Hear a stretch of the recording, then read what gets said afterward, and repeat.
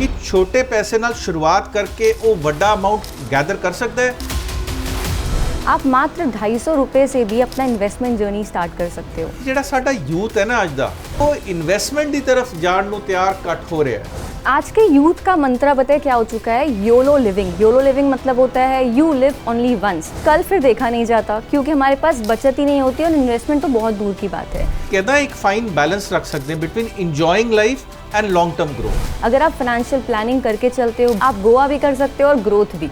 नवे तौर पे इन्वेस्टमेंट शुरू कर रहे हैं, वो की प्रिकॉशंस ले सकता है ताकि उदी इन्वेस्टमेंट वधिया तरीके नाल हो सके। फिर एक बेसिक फंडामेंटल रूल मैं आपको बताऊंगी, 50-30-20 का रूल होता है। कित्थे लावां पैसा, presented by SBI Mutual Fund, a partner for life. Co-presenters Stock Grow, market के move सीखो, 150 plus SEBI registered experts.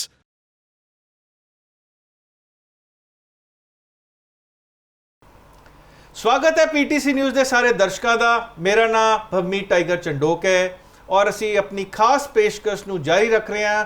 SBI Mutual Fund presents ਕਿੱਥੇ ਲਾਵਾਂ ਪੈਸਾ, co-presented by Stock Grow।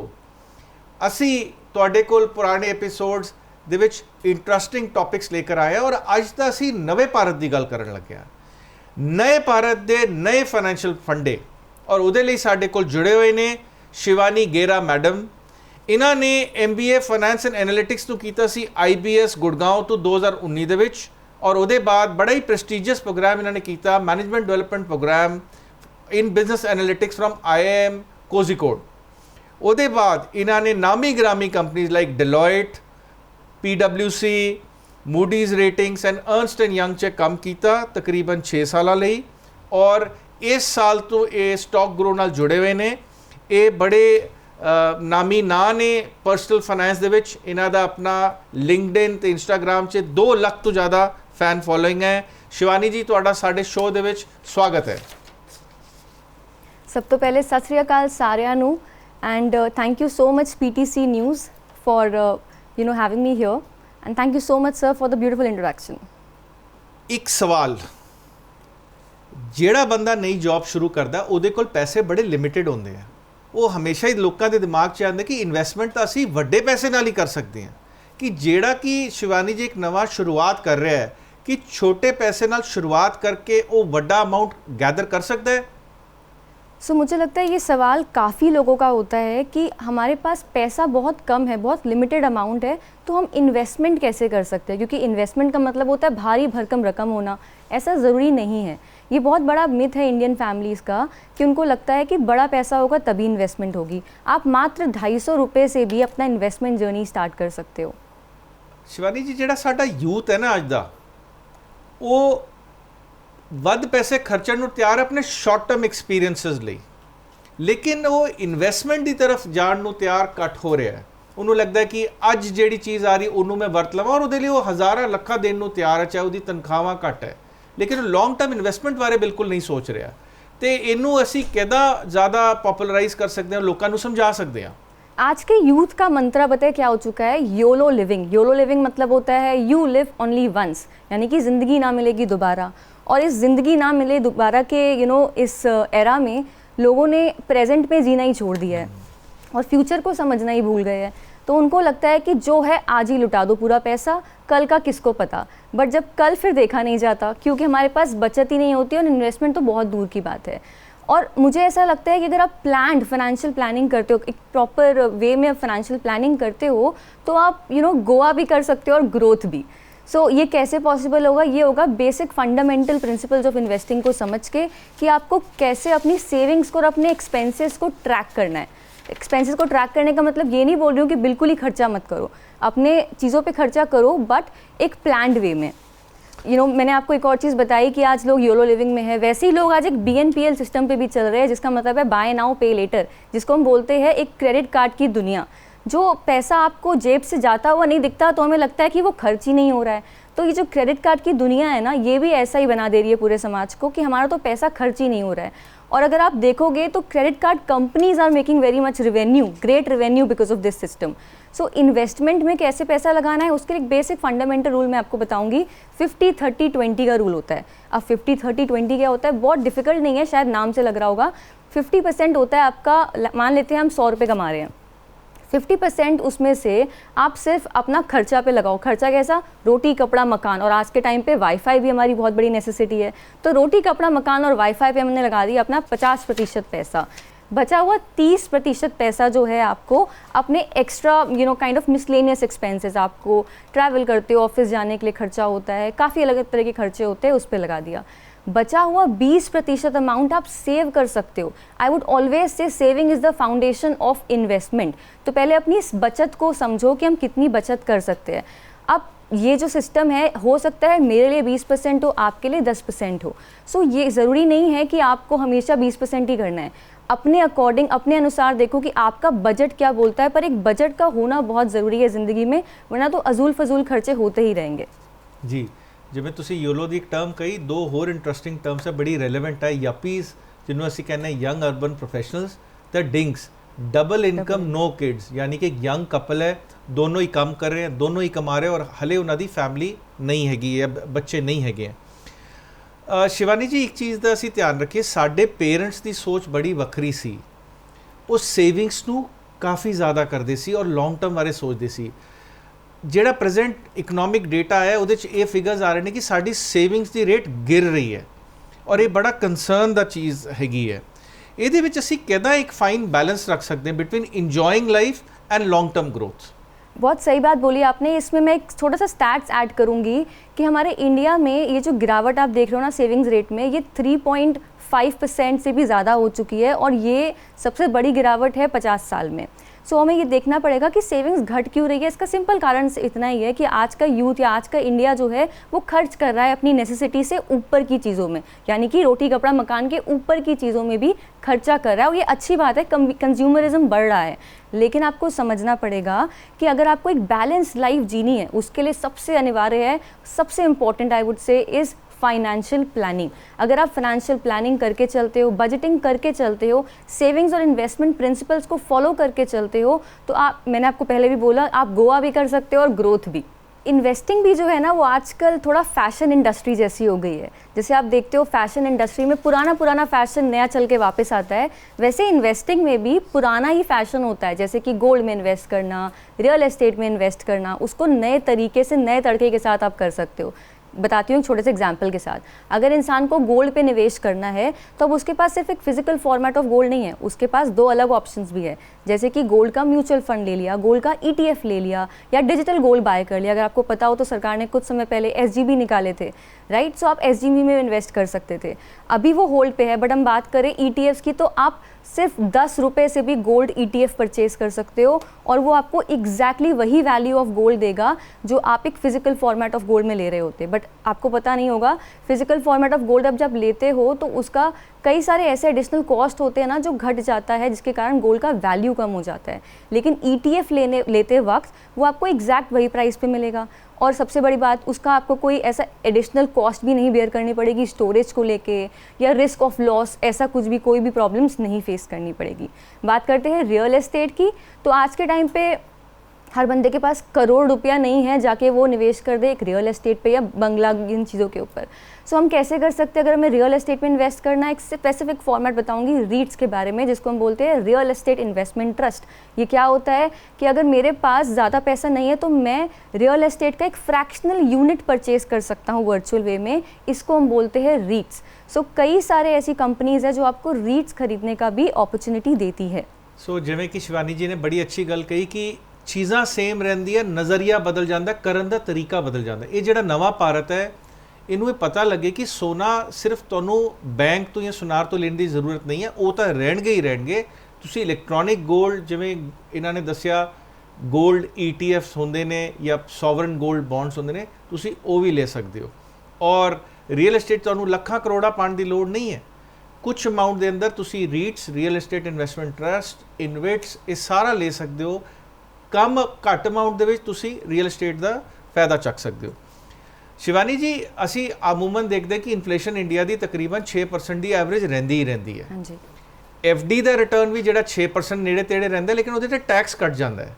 ਕੋਈ ਇਹੋ ਜਿਹਾ ਇੰਸਟਰੂਮੈਂਟ ਦੱਸ ਸਕਦੇ ਹੋ ਜਿਹੜਾ ਇਨਫਲੇਸ਼ਨ ਨੂੰ ਬੀਟ ਵੀ ਕਰੇ ਔਰ ਰਿਟਰਨ ਵੀ ਬਣਾ ਕੇ ਦੇਵੇ? ਕੀ ਸਾਡਾ ਨया ਯੂਥ ਇਹਦਾ ਫਾਇਦਾ ਚੱਕ ਸਕਦਾ ਕਿਹਦੇ ਵਿੱਚ ਇਨਵੈਸਟ ਕਰਕੇ? इन्फ्लेशन का एक बहुत सिंपल सा एग्जांपल दूँ तो मैं आपको सिर्फ 10 साल पुराना एक इंडिया दिखाती हूँ कि अगर 10 साल पहले मैं अगर आपको एक 500 रुपये का नोट देती और बोलती मार्केट से जाके कुछ ले आओ तो आप बड़े आसानी से काफ़ी सारा सामान ले आते। लेकिन वही अगर मैं आज आपको बोलूँ कि मैं आपको एक 500 का नोट दूंगी और जाके बाहर रेस्टोरेंट से खाना खाए आओ तो आप सोचोगे यार 500 रुपये में कैसे होगा इतना कुछ। सो इसको हम बोलते हैं, इस प्रिंसिपल को बोलते हैं टाइम वैल्यू ऑफ मनी, कि आज का 1 रुपया आने वाले समय में घट जाएगा, उसकी वैल्यू घट जाएगी।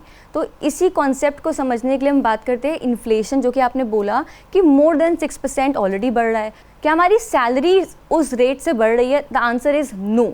क्यों? अगर हम बात करें इन्फ्लेशन स्पेसिफिकली एजुकेशन के लिए, हमारे बच्चों की पढ़ाई का एजुकेशन जो होता है, एजुकेशन लोन्स होते हैं, काफ़ी कुछ होता है, तो स्पेसिफिकली एजुकेशन इन्फ्लेशन ही जो है हमारा वो मोर देन 7% चल रहा है। अगर मैं बात करूँ हॉस्पिटल्स की तो हॉस्पिटल इन्फ्लेशन या मेडिकल इन्फ्लेशन जिसको बोलते हैं वो 14% से 15% चल रहा है। तो आपको कैसे लगता है कि इन्फ्लेशन को बीट करने के लिए आपका वो 4 से 5% ब्याज दर वाला एफडी आपका काम आएगा? बिल्कुल नहीं आएगा। तो उसके लिए हमारे पास कुछ अदर ऑप्शंस ज़रूर होते हैं। सबसे पहला आपको बताऊंगी मैं डायरेक्ट स्टॉक्स पे इन्वेस्ट करना। देखिए 2 चीज़ें होती है इन्वेस्टमेंट के लिए, या तो आप डायरेक्टली चाहो तो एक शेयर पे निवेश कर सकते हो। अगर आप कंफ्यूज हो कि मुझे नहीं पता कि यार मैं कैसे इन्वेस्ट करूंगी इस चीज़ के ऊपर या ये शेयर कैसा काम करेगा, सो मेरे पास तरीका होता है म्यूचुअल फंड। म्यूचुअल फंड क्या होता है? It is a pool of investment. ये आप डायरेक्टली नहीं खरीद रहे हो, एक एएमसी बैठी है जो आपके बिहाफ में कई सारे स्टॉक्स में पैसा लगा रही है अपने एक्यूमेन को, अपने इंटेलिजेंस को इस्तेमाल करके, एंड देन फाइनली वो पैसा आपका एक म्यूचुअल फंड में लग रहा है। सो ये होता है सबसे आसान तरीका। अगर मैं बात करूँ एक म्यूचुअल फ़ंड की, तो अगर मुझे नहीं पता, मुझे बहुत नॉलेज नहीं है, नहीं है समय पास मार्केट को रोज़ ट्रैक करने का, सबसे आसान तरीका है एक इंडेक्स फ़ंड उठाओ, उसमें पैसा डाल दो। अब इंडेक्स फ़ंड क्या होता है, ये बहुत लोगों का क्वेश्चन हो सकता है। इंडेक्स फ़ंड का मतलब होता है, फॉर एग्जांपल सर आपने काफ़ी अपने सेशंस में बताया है कि सेंसेक्स को ट्रैक करना बहुत ज़रूरी है। हो सकता है कि आपके पास इतना समय ना हो कि आप रेगुलरली सेंसेक्स या निफ्टी को ट्रैक कर पाओ, तो आप क्या करोगे? आप एक बेंचमार्क के ऊपर पैसा लगा दो कि ये जो सेंसेक्स की 30 टॉप कंपनियां हैं इसके ऊपर मैं निवेश कर रहा हूँ, मेरा म्यूचुअल फंड इनके ऊपर निवेश कर रहा है। निफ्टी 50 जो होता है यानी कि 50 सबसे मजबूत कंपनियां, उसके ऊपर निवेश करना है तो आप निफ्टी 50 का आप ले सकते हो इंडेक्स फंड। सिमिलरली अगर आपको बहुत ज़्यादा ग्रोथ ओरिएंटेड हो कि आपको आने वाली फ्यूचर वाली कंपनीज पे इन्वेस्ट करना है, तो आप इवन इसके बाद आने वाली जो निफ्टी नेक्स्ट 50 है आप उस पर भी निवेश कर सकते हो। ये हो गया हमारा स्टॉक्स और म्यूचुअल फंड। दूसरा तरीका होता है हमारा, जो कि मैंने आपको पहले वाले क्वेश्चन में भी आंसर दिया, गोल्ड के लिए इन्वेस्ट करना। हमने बात करी गोल्ड ETFs की। गोल्ड ETF में इन्वेस्ट करना इसलिए ज़रूरी है क्योंकि हमें एक वो रिस्क को बैलेंस करने का काफ़ी अच्छा मौका देता है। हम देख रहे हैं आजकल हमारे दूसरे मुल्कों में काफ़ी तरह की परेशानियां चल रही है, जियोपॉलिटिकल टेंशन, कभी ऑयल को लेके, कभी वॉर का सिनेरियो, कितना कुछ होता रहता है हमारे इकोनॉमीज़ में। सो हम क्या कर सकते हैं, ऐसी कभी भी सिचुएशन होती है, एक सबसे सेफेस्ट हेवन जो होता है वो होता है हमारा येलो मेटल, जिसको हम बोलते हैं सोना। तो आप उसमें निवेश करना ज़रूरी होता है आपके पोर्टफोलियो को बैलेंस रखने के लिए। अब बात गोल्ड की हो रही है तो मैं सिल्वर को यहाँ पे ज़रूर इंट्रोड्यूस करूँगी, क्योंकि आज के मार्केट में हमारी गवर्नमेंट जो है वो हाईली एम्फेसाइज कर रही है ग्रीन एनर्जी के लिए। अब ग्रीन एनर्जी की बात होगी तो ऐसी कंपनियां जो लेट्स से ग्रीन हाइड्रोजन के लिए या फिर विंड टर्बाइंस बना रही है, ठीक है, ऐसी कंपनियां काफ़ी अच्छा अमाउंट में सिल्वर को यूज़ करती है। क्यों करती है? क्योंकि उनके जो ये इंस्ट्रूमेंट्स बनते हैं, उनकी जो मशीनरीज बन रही है, उन सब में हमें सिल्वर की रिक्वायरमेंट होती है। सो सिल्वर की डिमांड ऑटोमेटिकली बढ़ेगी। तो अगर आप लॉन्ग रन में देखोगे तो देखा जाए तो सिल्वर ने गोल्ड से ज़्यादा आउट परफॉर्म किया है मार्केट में। सो हमें सिल्वर को भी अपने पोर्टफोलियो में ऐड करना आज के लिए और आने वाले 20 साल के लिए बहुत ज़रूरी है।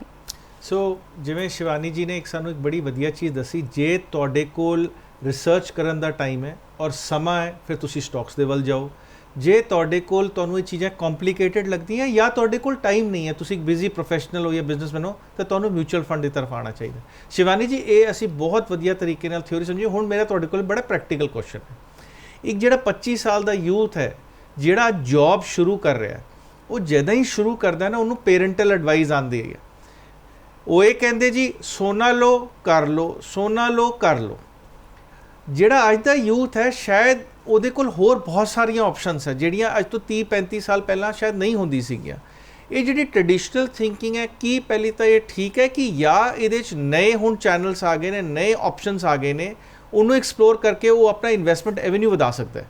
सो अगर कोई इंडिविजुअल 25 साल का है या 20 साल का है तो मुझे लगता है कि रियल एस्टेट जैसा डिसीजन उसके लिए थोड़ा सा भी मुझे लगता है रिस्की रहेगा, क्योंकि आप अभी अपनी ज़िंदगी के उस मोड़ पे हो जहाँ पे आप काफ़ी चीज़ें एक्सपेरिमेंट कर रहे हो। आप श्योर नहीं हो कि क्या आप इस जॉब में या इस काम में बहुत लंबे समय तक रहोगे कि नहीं। सो एक बहुत ही हैवी अमाउंट या फिर लोन लेना, या फिर आप डायरेक्टली, आपके पास जनरेशनल वेल्थ है तो आपने यूज़ कर लिया, वो बात अलग होगी। लेकिन अगर आप लोन के माध्यम से जा रहे हो तो अगर आपने एक जगह पर एक घर ले लिया तो आप वहाँ बंद के रह जाओगे। सो मेरे हिसाब से रियल एस्टेट इस एज के लिए सही नहीं है। सेकेंड चीज़, अगर मैं बात करूँ गोल्ड, बिल्कुल मम्मी की बात सुनेंगे, बिल्कुल घर वालों की बात सुनेंगे, बट अपने नज़रिए से हम फिजिकल फॉर्मेट ऑफ गोल्ड ना लेकर गोल्ड ETF या गोल्ड म्यूचुअल फंड्स की तरफ जाएंगे। स्पेसिफिकली बात करूं तो गोल्ड ETF ज़्यादा बेटर है as compare to mutual funds.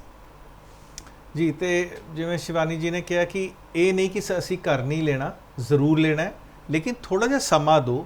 हो सकता है 30 तो 35 साल जब तुसी मैरिड हो जाओ, ਤੁਹਾਡੇ ਸਪਾਊਸ ਨਾਲ ਇੱਕ ਕਾਮਨ ਡਿਸੀਜਨ ਤੁਸੀਂ ਲੈ ਸਕੋ, ਫਿਰ ਤੁਸੀਂ ਘਰ ਲੈਣ ਬਾਰੇ ਸੋਚੋ। ਆਫਟਰ ਆਲ ਘਰ ਤਾਂ ਲੈਣਾ ਹੈ, ਰੀਅਲ ਐਸਟੇਟ ਲੈਣੀ ਹੈ, ਸਮਾਂ ਦੀ ਗੱਲ ਹੈ ਕਿਸ ਟਾਈਮ ਲੈਣਾ ਚਾਹੀਦਾ।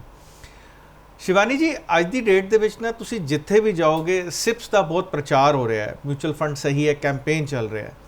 ਹੁਣ ਗੱਲ ਆਉਂਦੀ ਹੈ ਕਿ ਅਸੀਂ ਕਿਹੜੀਆਂ ਸਿਪਸ ਲਈਏ, ਕਿੰਨੀ ਸਿਪਸ ਸਾਡੇ ਲਈ ਅਮਾਊਂਟ ਪ੍ਰੈਜ਼ੈਂਟ ਤਨਖਾਹ ਦੇ ਵਿੱਚ ਰੈਲੇਵੈਂਟ ਹੈ, ਔਰ ਕਿੰਨੇ ਸਮਾਂ ਲਈ ਚਲਾਈਏ, ਸਾਨੂੰ डिटेल ਦੇ ਵਿੱਚ ਸਮਝਾਓ।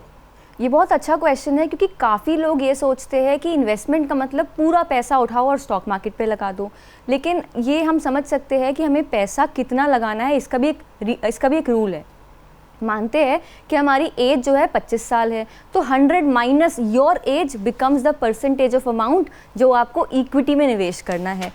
तो इस केस में हमारा अगर एज 25 साल है तो 100 माइनस 25 हो गया 75, तो आप 75% अपना कॉर्पस जो है, इन्वेस्टमेंट कॉर्पस जो है, वो आप डाल सकते हो स्टॉक्स में।